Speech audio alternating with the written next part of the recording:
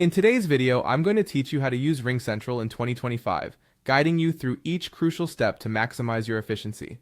Whether you're on a desktop, web, or mobile device, this comprehensive guide will cover the essentials, from calls and messages to meetings, voicemail, and even administrative basics, security, and integrations. Let's kick things off by discussing how to get started with RingCentral. The first step is to sign up and choose a plan that suits your needs. Once you've confirmed your account and billing details, it's time to download the RingCentral app.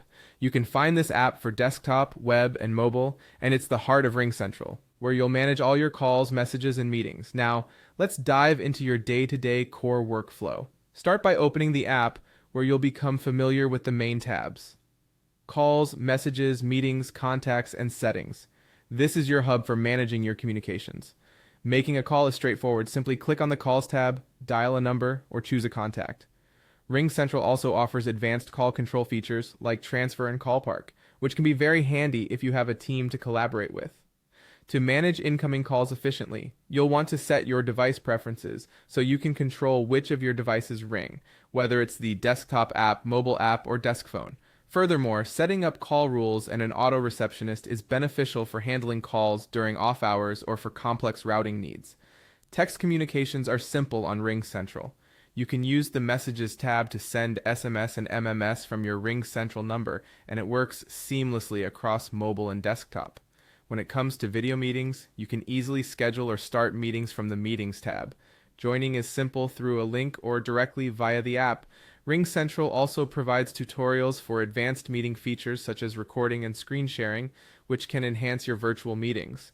Don't forget about your voicemail. Setting it up is essential. Record your greeting, enable voicemail to email, and manage your messages efficiently within the app.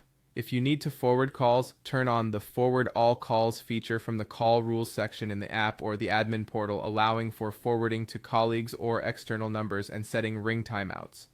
For those in charge of administrative tasks, the admin portal is your go-to space. Here you can add or remove users, manage phone numbers, and control your organization's call routing preferences. You'll also have tools to handle incoming call greetings, queue management, and even porting or acquiring extra numbers.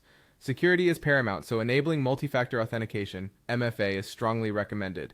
Admins can enforce this via the admin portal, bolstering account safety. Consider some useful tips too. Before taking important calls, test your device's mic and speaker settings in the app's settings.